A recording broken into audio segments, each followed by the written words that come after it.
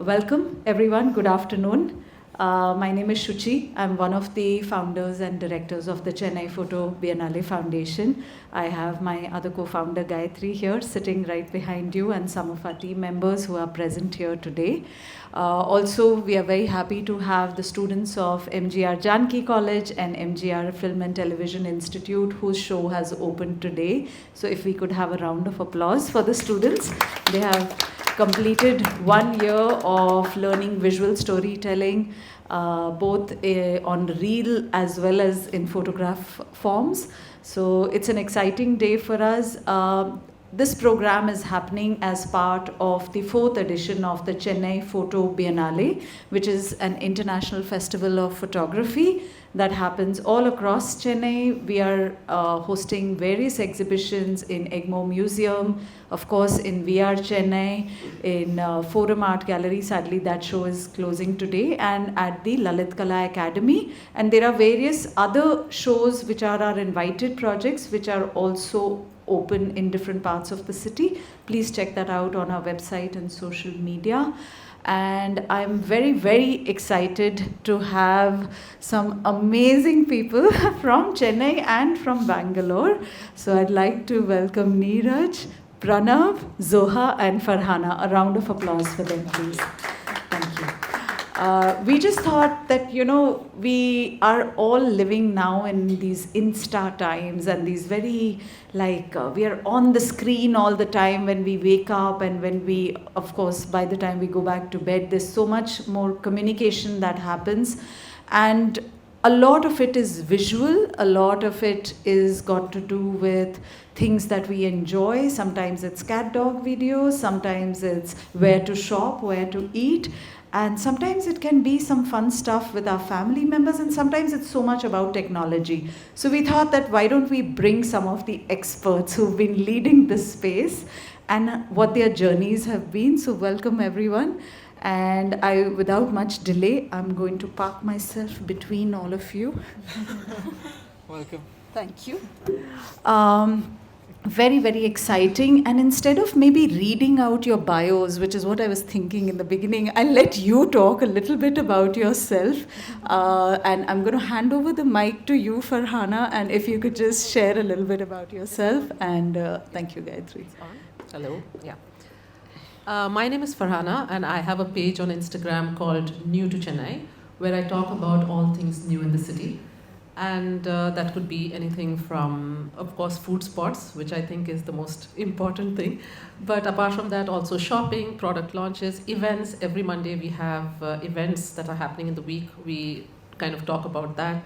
So yeah, if you guys are not following me yet, please do. It's called New to Chennai on Instagram. Over to you, Zoha. Thank you so much. Is it working? No. It's not working. It's working, actually. Is it? Yeah. Okay. Couldn't hear myself then. But yeah, I was just saying that I always look up her page when I need any suggestions. But hi, I'm Zoha Sanofa. I create content in my mother tongue, which is Dhakkani. It's also Urdu that we call here in South India. So I make comedy content, and it's all about imitating my mom, my relatives, and that's about it. If you understand Dhakkani, if you understand Tamil, definitely come in and check my page out, and I'm sure you'll enjoy the content. Thank you. Thank you, Zoha. Thank you. Yes. Okay, I just know what to watch for the rest of my trip in Chennai. Okay. But I'm Pranav. The best way I can describe myself is I get bored too often. I am, primarily my job is not actually in content creation. I am an artificial intelligence analyst. But other than that, I also, in terms of content creation, I run an Instagram page that's nowhere near as big as these guys. It's called Blindy Phoenix. I talk about what it is like to live the life of a blind person in a country that tries to flaunt its visual characteristics. It's on Instagram and YouTube, and that's Blindy with an IE if anyone needs to look at it. I also run Blind Cameraman, where I showcase my hobby for photography by visiting different places, doing a few landscape pictures. And I'm also studying to be a computer science student as my fallback. So, thanks. Thank you, Pranav. Thank you so much. And Neeraj. Yes. So, firstly, good afternoon to everybody here, and thanks Sushi for having me here. So, those of you who don't know me, I'm Neeraj. I have a Instagram account called Neeraj_Ilango, where I create food videos, but we create it in a more cinematic fashion, if I may say so. And I create it with my grandmom, who's also here with us today. So it's all her recipes, and then I try to do the work behind the scenes with my camera and with my editing skills.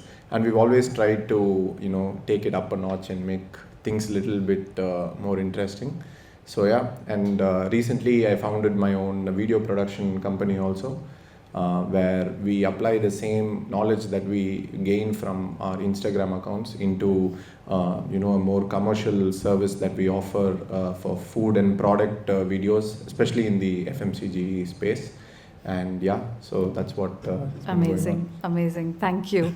And like you can all see, there are some amazing directions that each of the panelists here have taken. Maybe Neeraj, since you're the last person to speak, why don't you share a little bit about how you got this idea of doing this, and what was it that kind of kick-started this idea? And I will then, of course, ask the others also to share. Yeah, definitely. And then how did you convince your grandmother to sort of be such an important part of it? Definitely. So I didn't have any kind of formal training in this field. I was actually playing tennis. Hello. Pretty directionally. Yeah. The plane of focus is short. You have to keep it. Hello. Yeah. So I was playing tennis professionally all my life. Started when I was 7 years old, and up to start of COVID. That's what I was doing. And during COVID, there were a lot of travel restrictions that kind of put the tennis career on a back seat. And videography was something that came to me very naturally when I was going through a bunch of YouTube videos, so many channels and things. And food, of course, has been my passion, for a long time.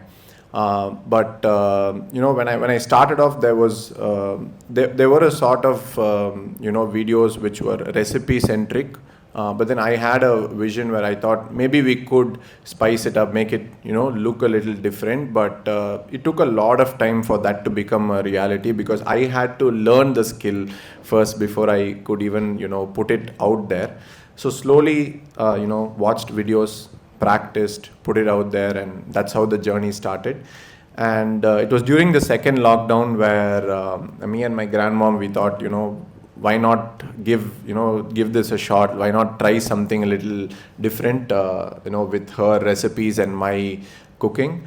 My videography. Sorry, I shouldn't say my cooking. I'm very far away from it. So we thought, why not just give it a shot?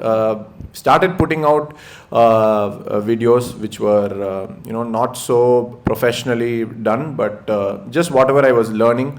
I thought Instagram was a great platform for me to get feedback, and that was the reason I started putting the videos out. And I did get a lot of feedback, learned from it, then kept making it better and better. And suddenly, 3 months, 2-3 months into it, we started getting a lot of reach. And then I recognized that people actually like this kind of thing that we are doing. And then we started doing the behind the scenes, like recording all the behind the scenes, the moments that happen behind the camera, and that started booming also, all for her expressions actually. And so it's been a very up and down kind of ride in the creator space, but something that keeps me energized and keeps me, I look for something new to do every day. So yeah. That's amazing. I will come back to that question of looking for something new every day. But Pranav, why don't you now share how you thought of becoming this YouTube influencer? Of course, you're an entrepreneur and you're doing so many things. You're also studying. So how do you bring it all together? How did it start? I'll start by saying I have a philosophy. You don't have time, you make time for what you want to do. So, 24 hours is plenty and more for cut out 8 hours for sleep. But I guess part of it was being privileged to be raised blind in a world that taught me what the visual aspects of it were, made me appreciate cinematic quality. And back in 2020 when the lockdown hit, and I was soaring because I was a techie, so I was looking down from my hypothetical pedestal at everyone suffering and enjoying my life. No, just kidding.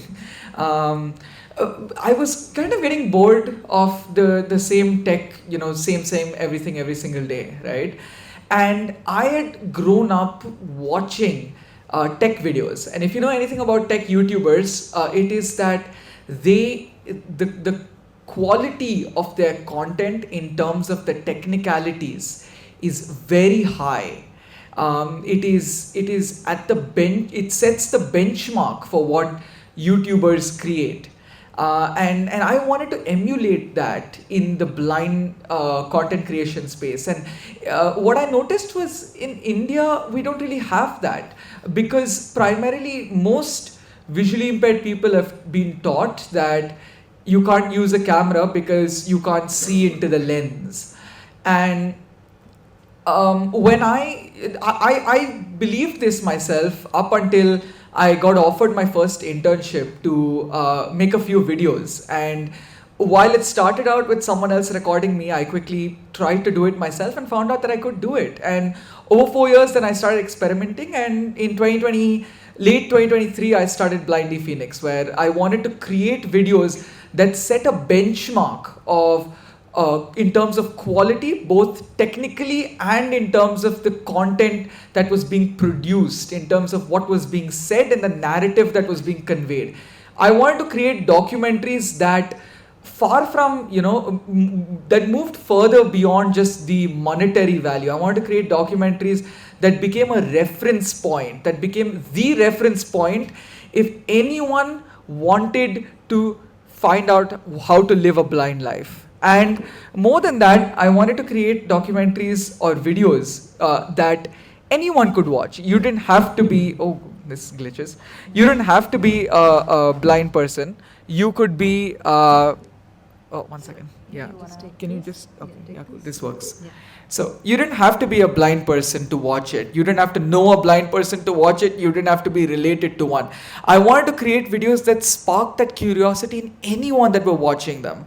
That's what my goal was. And then based on that, I started Phoenix Digital Media in 2024 with the goal of 1M27 to bring the first blind influencers to 1 million followers in India by 2027. So we started working with blind and visually impaired influencers, teaching them how to get behind the camera, teaching them how to record themselves, how to edit their own content, how to upload it, and then working with them one-on-one to scale from there. And maybe a round of applause for that. I will convey that to the rest of my team. Yes, please. And one of our highlights was this year we had our first completely vlogged trip that was done by visually impaired people. There were no sighted people involved.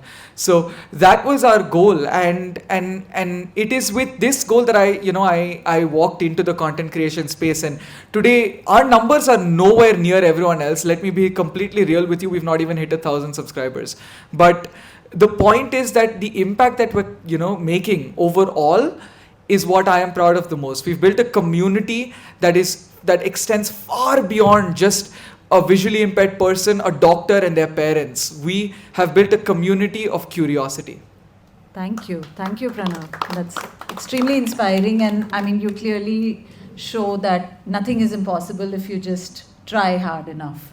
So thank you for trying. And I now move over to Zoha to share a little bit about how this fun handle that she has, which I have followed all through COVID. And I met Zoha the first time when she was working as an RJ and with Fever, right? Yes. Yeah, with Fever. And this was during Pride Month, where we had taken some members from the transgender community to share their stories, and that was the first time that I met Zoha at the radio station. It was the first time for me also going into a radio station, and we've stayed in touch, and it was amazing to see her journey. And yeah, over to you.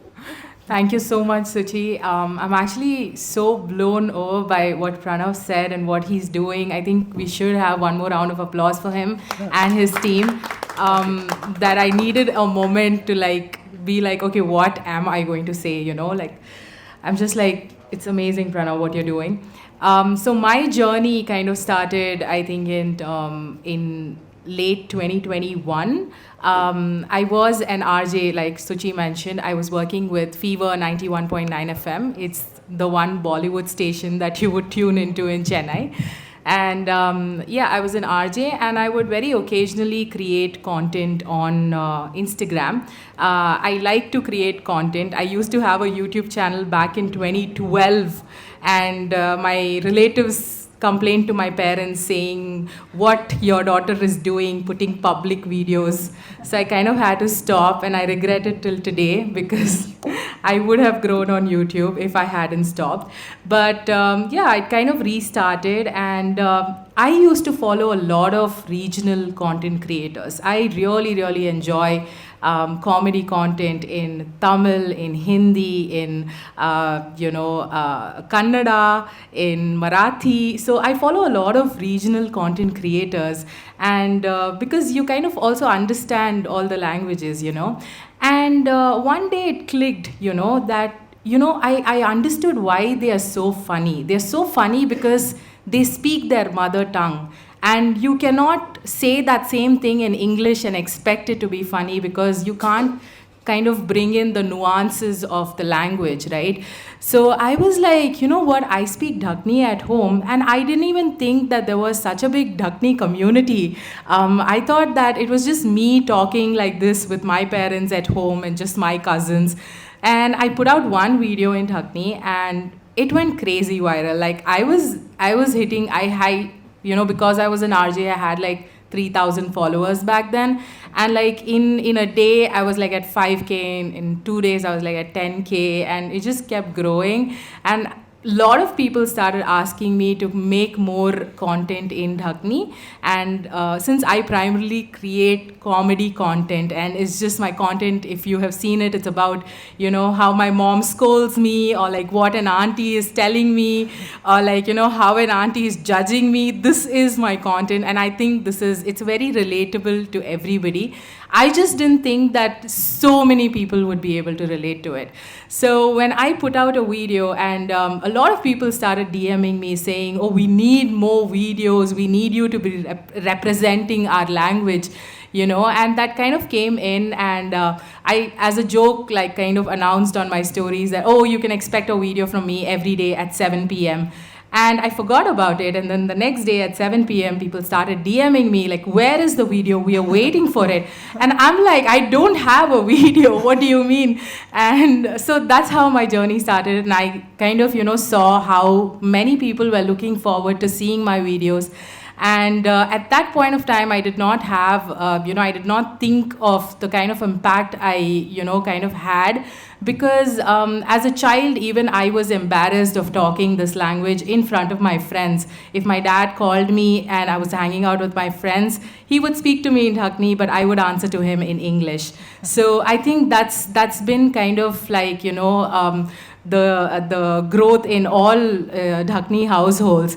And I feel so proud today that I kind of, put it out there. And I feel so happy when children come up to me and they say, you know what, Didi, you made me so proud of our language. I'm not ashamed to speak it in front of my friends today, So that's the kind of like, impact I brought in, I think. And even, like in terms of comedy, in terms of like, what relatives are saying, I know that there are a lot of, I primarily speak for women, right? So I know a lot of like women are going through it, like say maybe the marriage talks or whatever it is.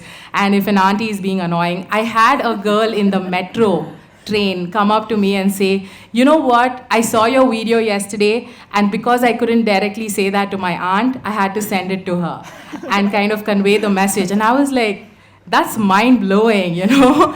I didn't think when I was creating this that it would reach out to so many people and they would, you know, kind of use my videos to like find that comfort. So yeah, that's been my journey. Thank you so much. Thank you, Zoha. Big round of applause.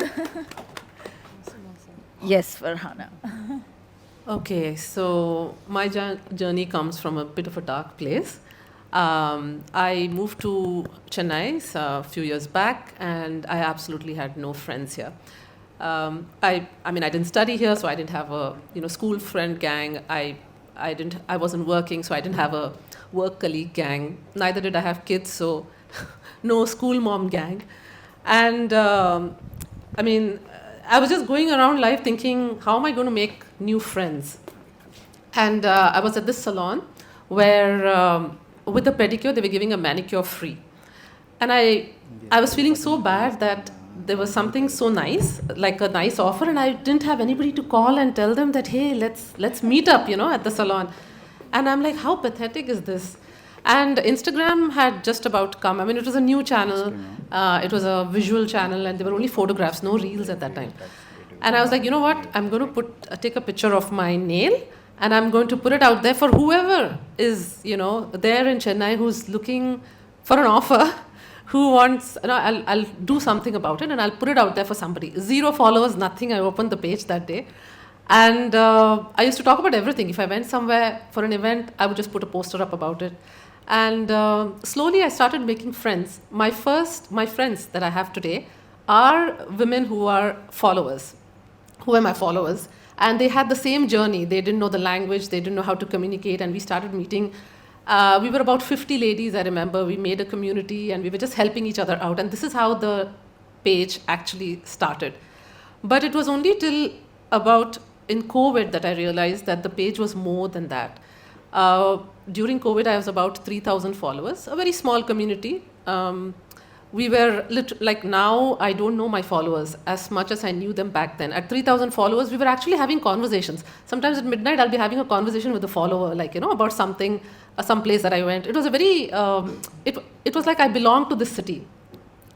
And during COVID, everything stopped. Like things just came to a standstill. People were having issues, and my platform became a connecting platform. Like somebody was cooking food and somebody wanted food, we would connect each other. This is in this area, this person is making food, you can get food from here. Suddenly it became like a proper community, and I suddenly felt that I belonged to the city, like I was contributing back, that I was doing something for the city.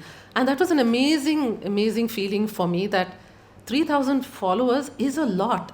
Today when we compare ourselves, we are thinking, oh, we're not big enough. I thought I was not big enough. But I was big. I was making a difference. And that was just with 3,000 followers. That's why it's very important to understand that these numbers, don't compare yourself, because numbers are so... like today, right now, we don't even have 100 people here, right? But imagine if you did, or if we had 3,000 people here. That's a huge crowd. But because we keep comparing, we keep thinking that the numbers are small. It's not. If when you get 10 comments, for example, saying that you are great, imagine in the street if you're walking and 10 people came up to you and said you were great, how good we would feel. But now, on social media, we're like 10 people, only 10 people commented up.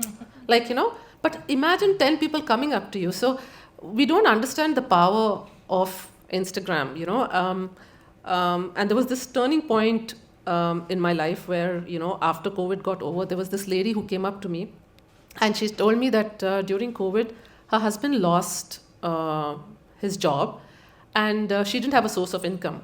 And apparently I had given her a shout out, and because of that shout out, she was able to run her house, and she was making an average of 20,000 rupees a month, and that ran her home.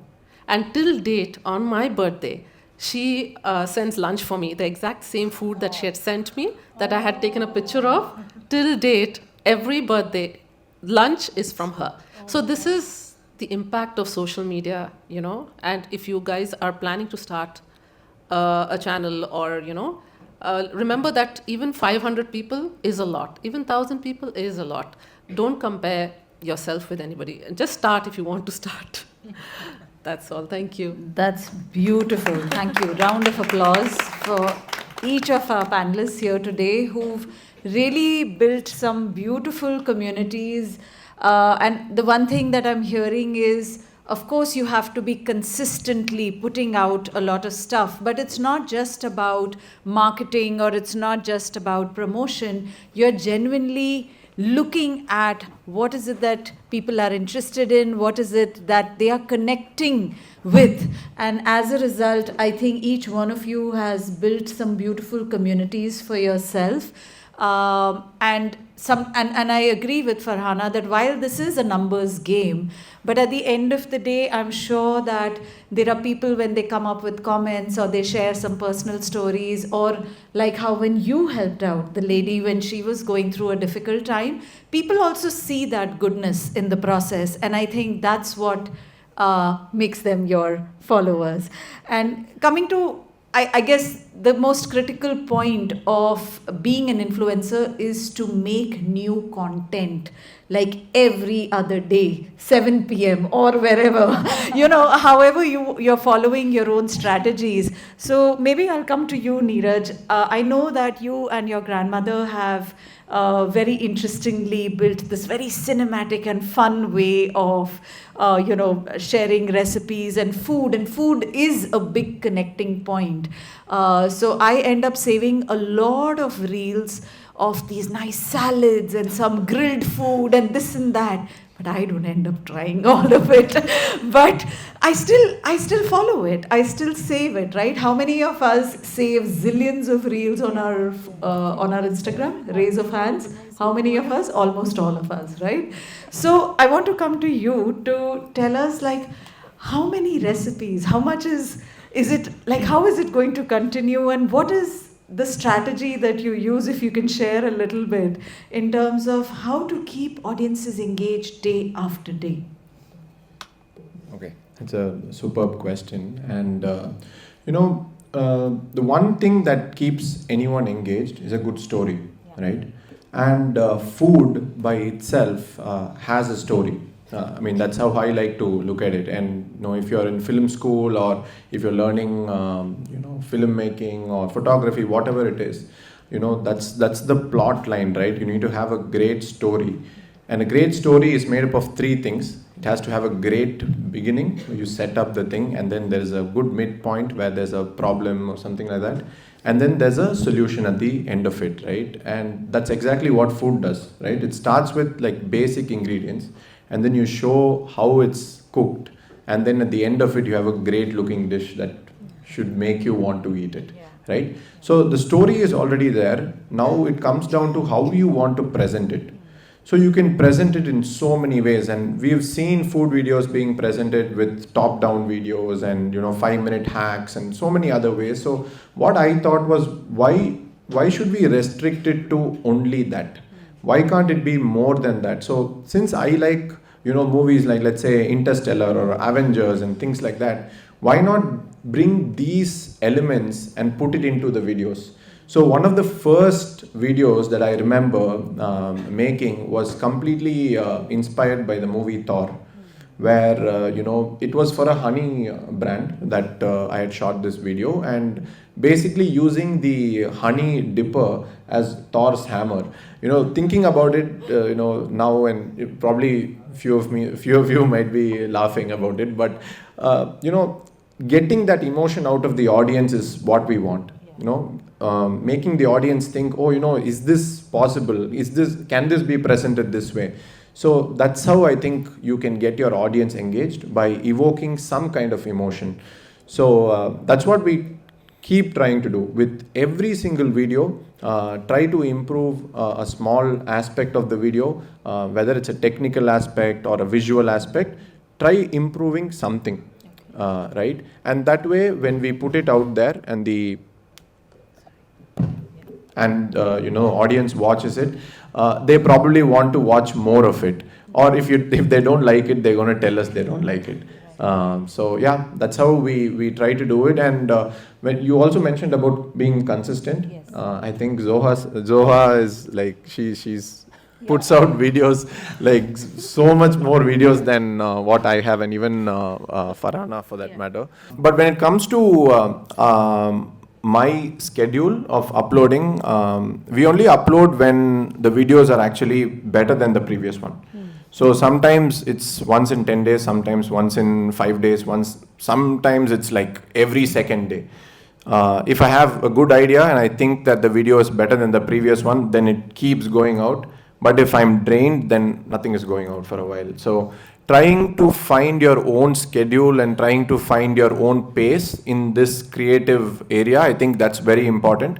Sometimes we start comparing ourselves with other creators, other influencers, and we think that, you know, putting more content out there is the way to go. But very often the solution is to find your own pace and be consistent within that schedule. Yeah. Absolutely. Thank you. Pranav, I'll come to you. And here's the mic. Yeah. Cool. Tell us, you're in a very different space, working, of course, for a specific community as well, encouraging them to, you know, sort of get inspired by all that you're creating, but also for the general audiences. Tell us, what are the kind of questions that they come with to you, and how often do you keep creating and putting out content? What is your strategy here? Well, first of all, I'll tell you what not to ask. Don't ask a blind person what number is this. Yeah. They're not going to like it. Yeah. But I guess a lot of the questions, so one of the things that I do is precisely to respond to these questions. I want to show what it is like to live this life, right? And that extends beyond just doing the day-to-day. It extends into breaking some limitations that a lot of people, you know, perceive. So things like, one of the things I do is I'm an ultra marathon and endurance athlete. So I do Ironmans and triathlons and marathons. So how a blind person does that.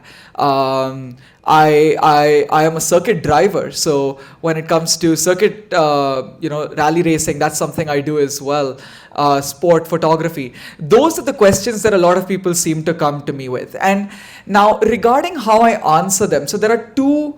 I've divided my content strategy into, I guess, two pools, and it revolves around the two poles or the two facets of what I want to get out of this. So first of all, it's important to understand, according to me, and this is something I tell every single client that comes to us, every single person we incubate into the 1M27 mission. I tell them, figure out what do you want, why do you want to do this, right? Everyone here has got an amazing story behind their passion. You need that, because you cannot just go into it thinking I'm gonna make viral faceless videos and earn $1 million. It doesn't work.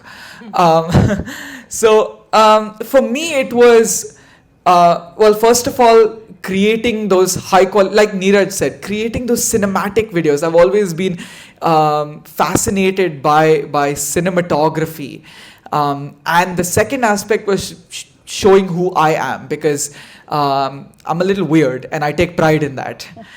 So I've divided it in two. I like keeping the longer form videos, the documentaries. I like storing them as the ones that are cinematic, and there's no schedule. As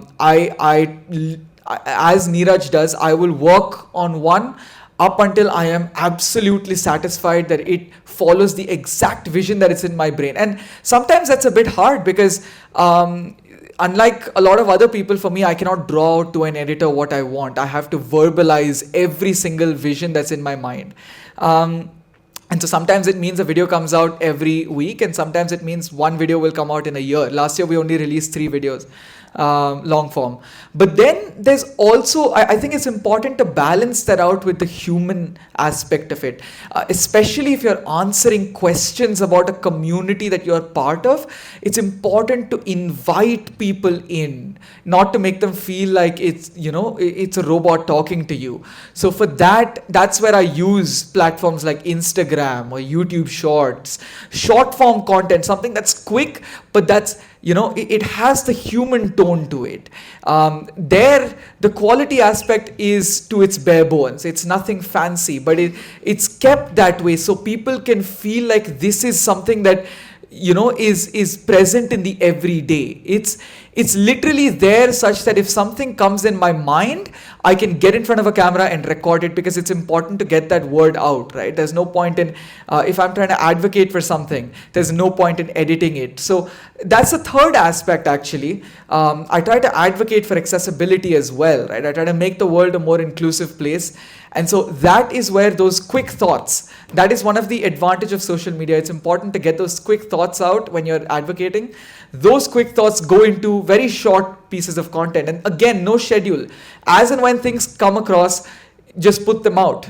And as for content strategy, I think the way I do it is just to be myself. In front of the camera, it's just myself. Everything else is taken care by an editor, and we make sure it looks pretty and sounds amazing, and the story is being told, and there's a nice backing track and all of that in the background, and my stutterings are removed. But when I'm in front of the camera and I'm talking about my opinions, I'm talking about answering a question, I'm talking about an issue that I have in the current way things are done, that is to be myself. I don't script these videos. I have some pointers, but I don't script my words, because I need to make sure that they are authentic and they are coming out right then and there. And sometimes that means getting new ideas while I'm filming, and that's completely fine, because those ideas eventually drive change. And since change and a change for a better, more inclusive world is what we are aiming for, I think that is the most important point, is to be authentic. Thank you, Pranav. I know that Zoha and Farhana have, of course, focused on a lot of women and kind of encouraging a lot of things that they are doing. But I also want to ask Neeraj, how have you noticed how many women follow your handle? What's the ratio? We actually have a 50-50 split. Oh, wow. 50% women, yeah. Okay, Fair. that's interesting. So Zoha, coming to you, I think one of the most beautiful things, like you mentioned, is the need to continue to push the native language, Yes. and that's something I think on Instagram, while of course a lot of content is being shared in English, and English has become one of the common languages that we all communicate in, but there is a very different feeling that you get in a native language. Like I'm personally very fond of speaking some of the other languages that I have grown up with or picked up. Of course, I'm terrible at Tamil. My whole team has been insisting that I learn it well, but that somehow hasn't happened. But what I really want to ask you is that it's great that, of course, that you're doing this for a community of Dakhini speakers, but to put out, so much interesting, and also comedy is harder to create on an everyday basis. And I've been an ardent follower of your handle, and what I've observed is that you pick up on very interesting day-to-day threads, sometimes with your father when you took him out shopping, sometimes even with your husband, sometimes with your mother. I mean, most of the times it's about your mother. And sometimes you're also, of course, like you said, critiquing or making fun of your relatives. Now, I'm sure they're all following you. How are they responding to what you're putting out there? And if you could just share a bit more. So I think this content creation has kind of given me so much confidence in a way, and today I'm not afraid or scared to go into a room full of my relatives who are absolutely judgmental and judge them back, and very openly, and tell them that, hey, what you're saying is not right. And, so in the starting, I was very scared, obviously, and I think, all of us have that journey, right? So in the starting, I was just creating these videos, and I did not even expect it to reach anyone, and I didn't even know that it would reach so many people. I thought, in fact, people would unfollow me because they don't follow the language or they don't understand what I'm saying, right? So when it did, and my video started kind of circulating on WhatsApp groups, and my mom's friend who lives in the US had sent my video to my mom saying, oh my God, this girl is so funny, you should check her out. And my mom's like, girl, that's my daughter.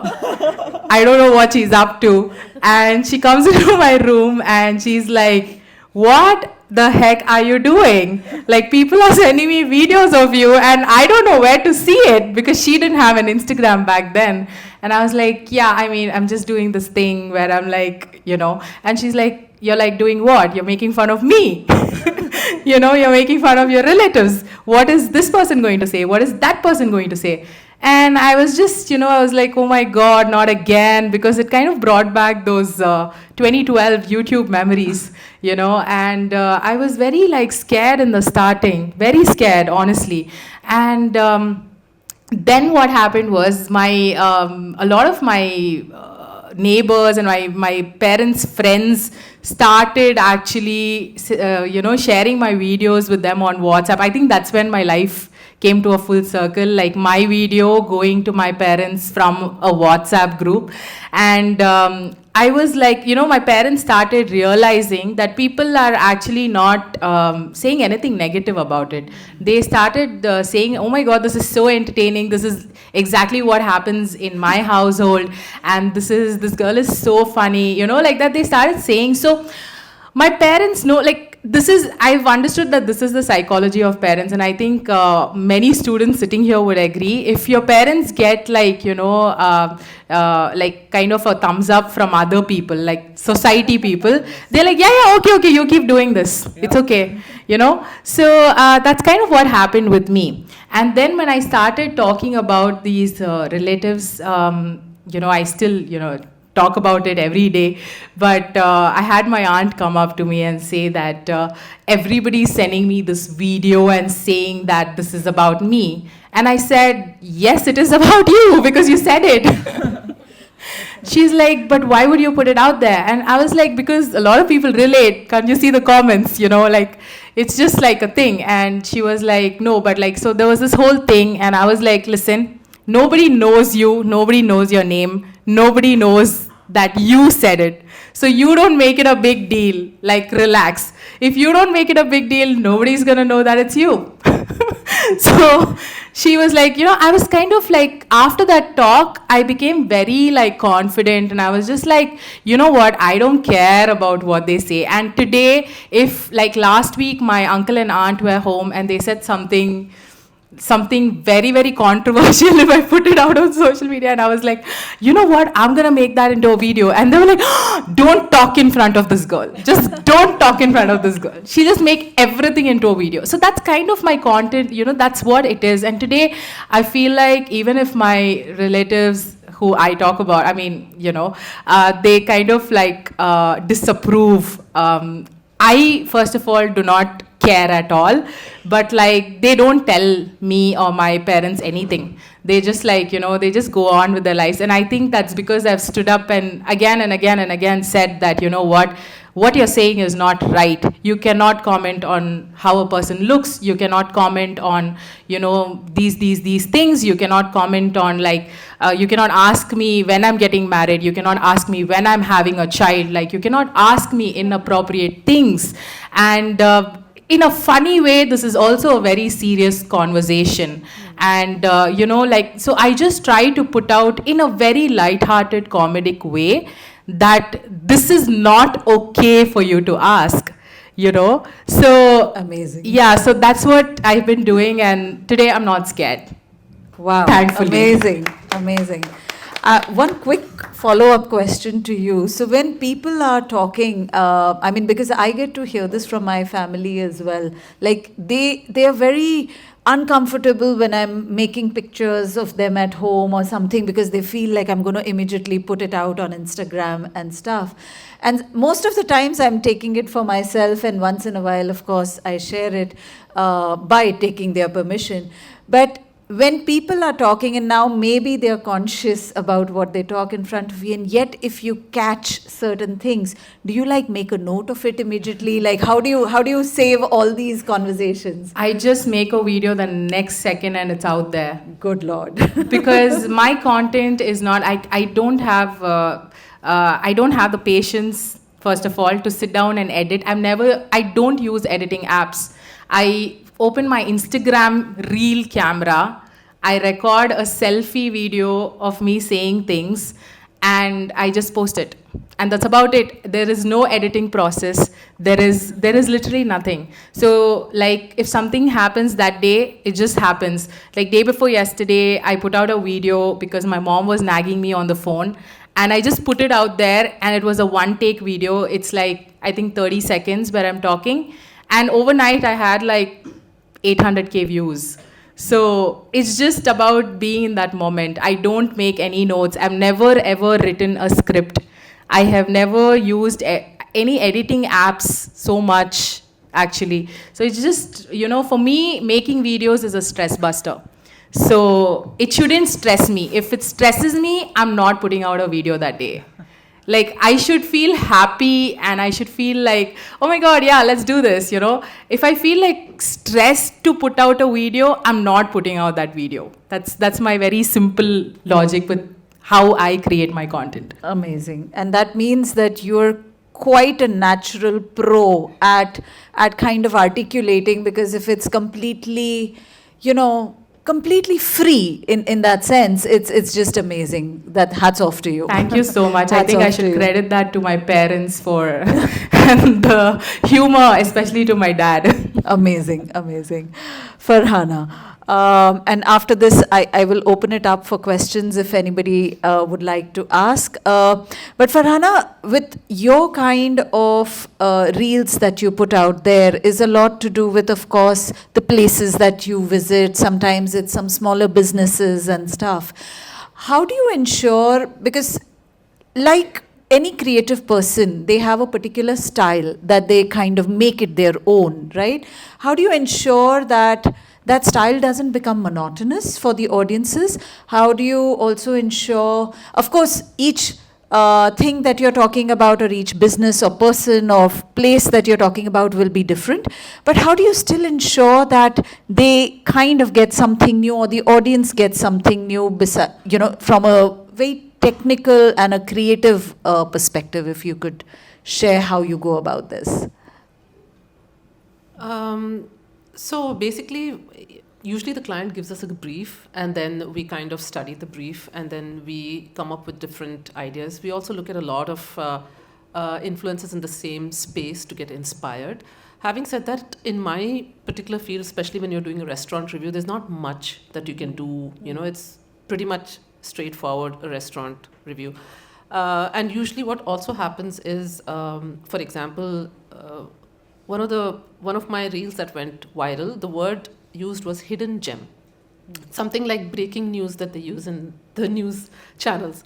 So the word hidden gem was it was a great hook, and it was gaining a lot of views for me. And I grew very big by using this term twice, and that's how I actually grew.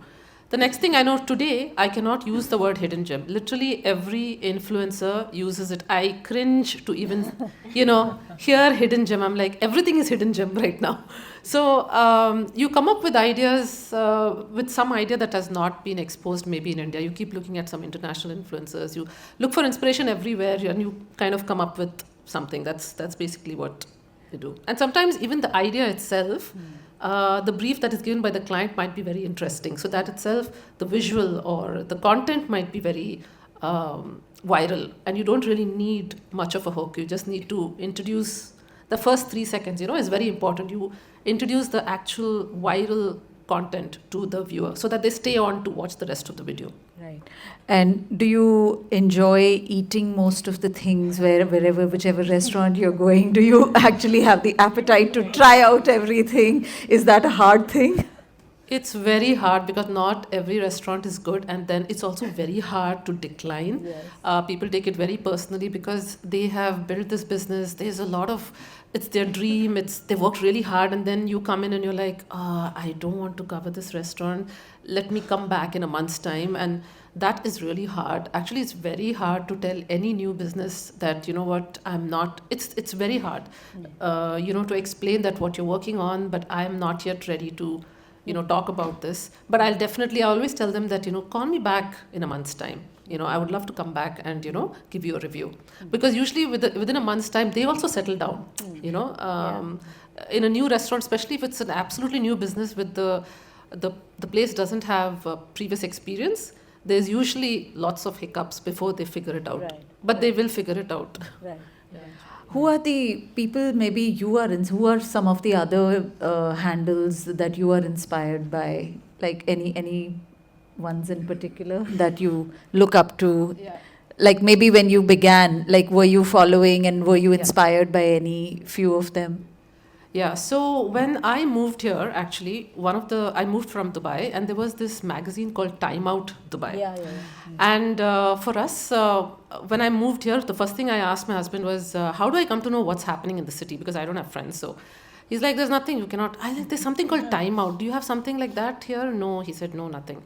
And then there was this LBB, Little Black Book, that got introduced in Bangalore. Yes. And I absolutely loved the concept of what they were going through. I wrote them an email and I said, by any chance, are you planning to open in Chennai? I've just moved in. Would you like to do LBB Chennai? And they never replied. Yeah. And then I was like, you know what? They only have Little Black Book in this in Bangalore. Why don't I do a Little Black Book in Chennai and call it New to Chennai? Mm-hmm. So in fact, LBB was my inspiration to start New to Chennai. There was no other channel at that time. And it came full circle because when New to Chennai got popular, LBB started LBB Chennai and actually approached me that would you make content for me? And I'm like, I wrote you an email.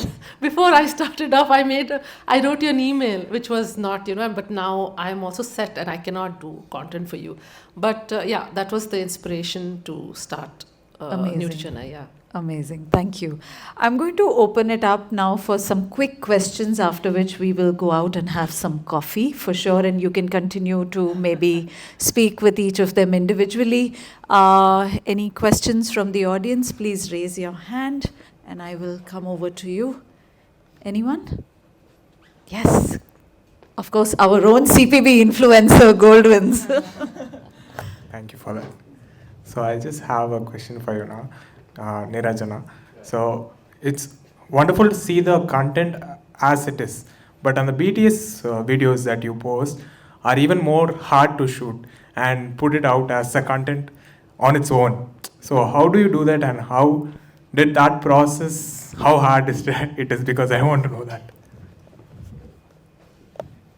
Yeah, so thank you for your question.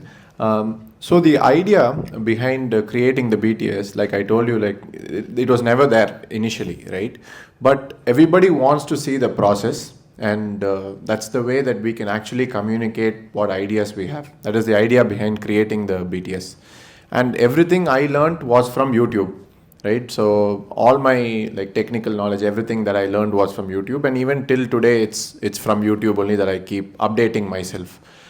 So when I am learning it from somewhere else and I'm creating something, I thought that everybody else should also have access to that. So how am I doing these shots and how am I, editing these videos, right? So this was the idea behind it. So when we started rolling the BTS camera initially, we were of course shooting it in my house, and my mom is also here. So she was the one who used to record all our BTS content. So if we were shooting for 4 hours, she was with us also standing across the table and recording the complete thing for 4 hours. And then after that, slowly we understood like we can record like 4-5 hours of BTS content, but the important portions are what really matter. So now we are more aware that there is a camera that's rolling also, right? And that is what really translates to the audience. So because we are aware, we make sure that we also interact with the audience through the BTS that we are creating. So there's a lot of footage, and then we want to obviously showcase all of that, but somehow because it's a reel, we have to cut it down to 15 seconds. Yeah. So the challenges are there in the editing and the shooting part because it's a lot of footage. Yeah, it's like double the work.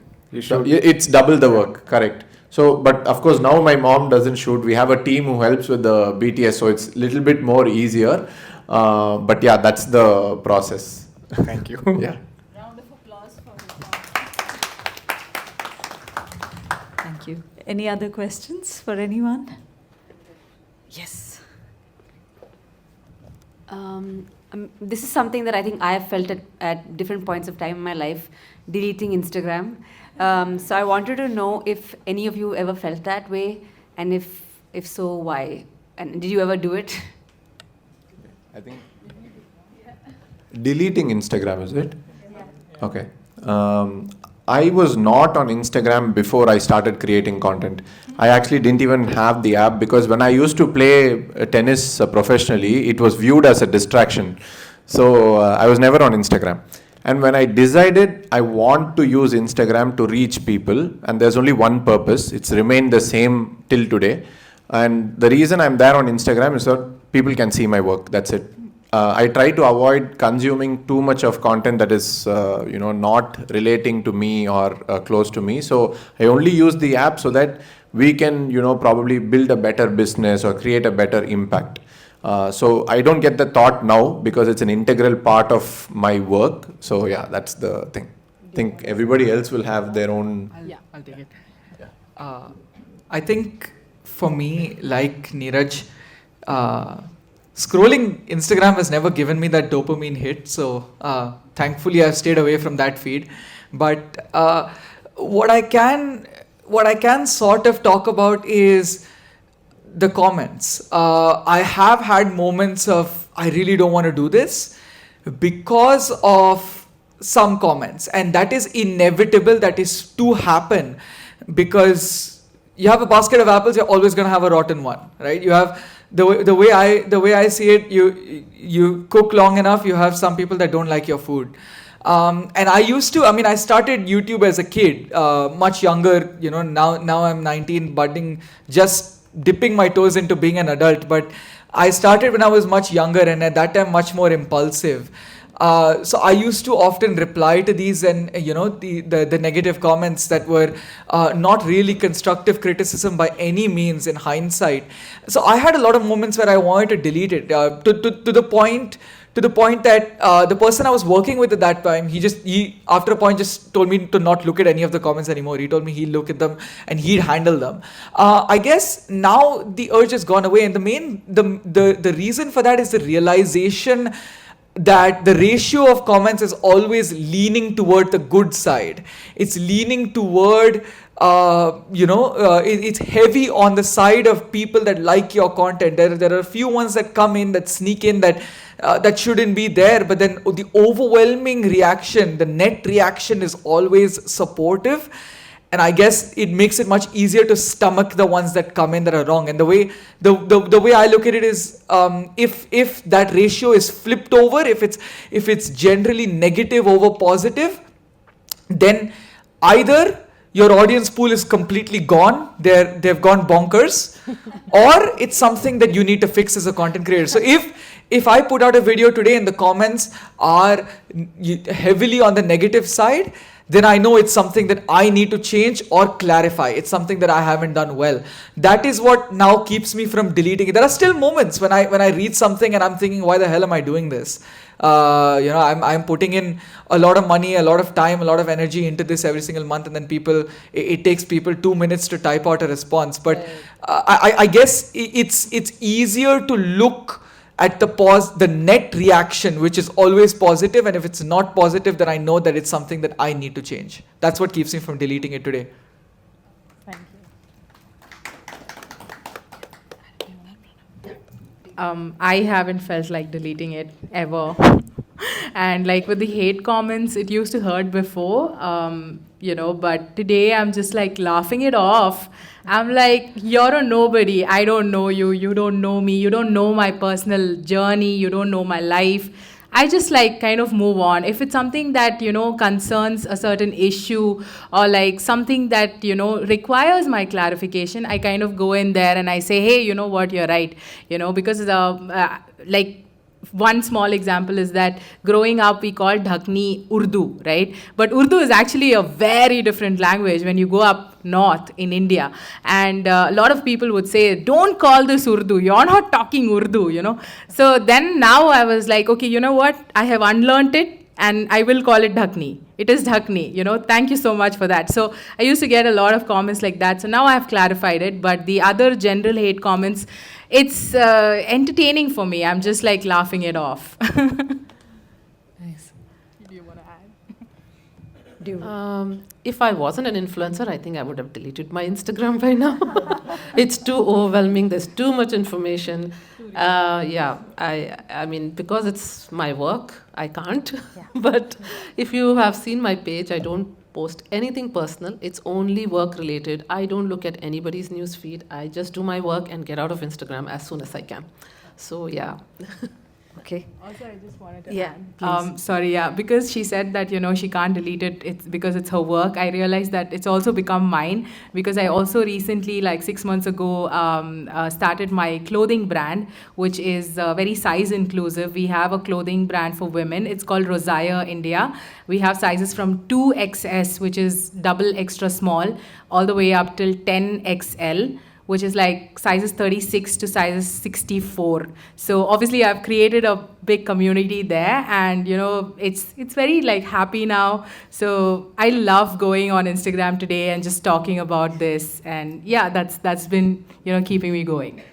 Don't worry, we are all following all of you. Thank you so much. Just wanted to And I think before we close the conversation today, I really wanted to invite Neeraj's grandmother, if she could come in and share a little bit, because earlier I wasn't sure if you would be joining us or not, but it would be nice for everybody to also hear from you, ma'am. So if you could please join us for 2 minutes. Because you are the primary reason that, you know, Neeraj has decided to make himself an influencer. Please, you can say, yeah, in Tamil, in whatever language. Please sit. Yeah, if you're comfortable sitting on the high chair. Okay, fine. എങ്ങനെ തുടങ്ങിയത് നമ്മുടെ feeling എന്താണ് നമ്മൾ daily shooting ചെയ്യുമ്പോൾ നമുക്ക് എന്താ ഇഷ്ടമുള്ളത് അങ്ങനെയുള്ളത്. எல்லாருக்கும் வணக்கம். நான் இங்கிலீஷில் பேச முடியல. எனக்கு தமிழ் வந்து ரொம்ப கொஞ்சம் கம்ஃபர்டபுளாக இருக்குன்னு தோணுது. அதனால் தமிழில் பேசுகிறேன். வந்துட்டு இதே மாதிரி கோவிட் இருக்கிற டைமில் தான் நான் இவங்க கூட வீடியோ ஸ்டார்ட் பண்ணேன். அவங்க கூட ஒர்க் பண்ண ஆரம்பித்தேன். அதுலேருந்து அது இந்த லெவலுக்கு வருது அன்னைக்கெல்லாம் எதிர்பார்க்கவே இல்லை. ஆனால் நல்லா போயிட்டுருக்குது. இப்போ கூட நல்லா தான் நாங்கள் 2 பேரும் சேர்ந்து ரொம்ப நல்லா ஹாப்பியாக பண்ணிட்டுருக்கேன். அப்புறம் வந்து அது பண்ணும்போதெல்லாம் நான் அவன் ரொம்ப எனக்கு சொல்லி தரும்போதெல்லாம் அது நல்லா லேர்ன் பண்ணுறதுக்கும் நான் கற்றுக்கிட்டே இருக்கேன். அவர் எனக்கு வேறு கேமரா பற்றியெல்லாம் எனக்கு எதுவும் தெரியாது. அவன் சொல்லி தருதை நான் அப்படியே ரிப்பீட் பண்ணிட்டு இருப்பேன். தவிர வேறு கேமராவோட ஆங்கிள் அவன் சொல்லுவான், லைட்டிங் இப்படியே ஆங்கிள் அப்படி நல்லா சொல்லுவான். அதெல்லாம் எனக்கு இன்னும் புரியவே இல்லை. அதை பற்றியெல்லாம் எனக்கு அதை பற்றியெல்லாம் எனக்கு பின்ன கொஞ்சம் கூட புரியறது இல்லை. அவன் சொல்லுவான் இது மாதிரி பண்ணுங்க அப்படின்னா அது மாதிரி பண்ணி கொடுத்துட்டு இருப்பேன். அப்புறம் வந்து சில ஷூட்டெல்லாம் எடுக்கும்போது எனக்கு கொஞ்சம் பின்ன டிஃபிகல்ட்டாக இருக்கும்.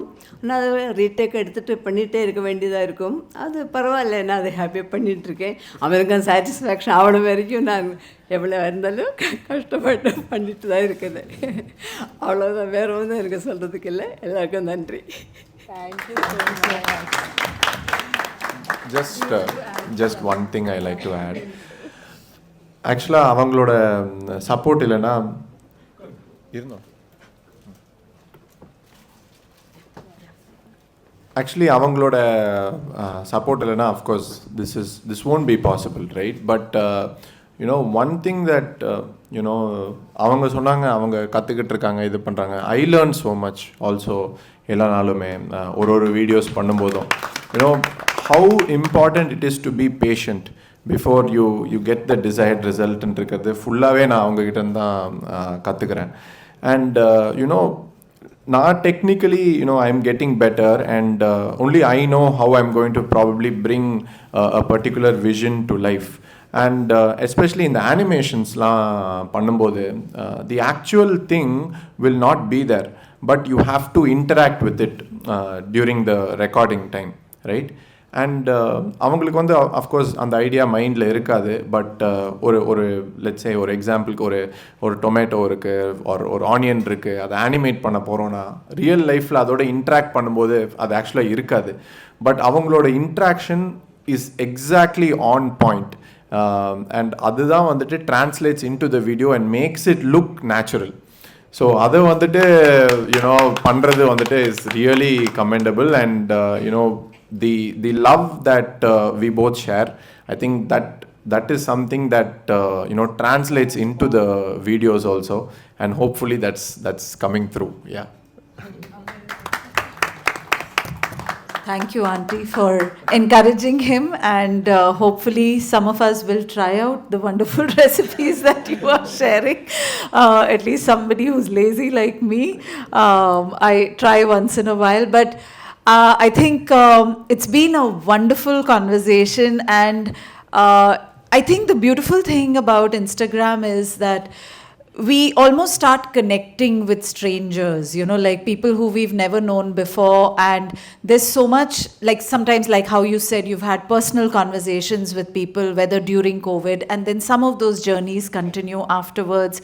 Your followers are like people who literally kind of, perhaps some of them want to be like you, some of them are content just looking at you, and haters can be haters, that's fine. Like Zoha said, we shouldn't care about them.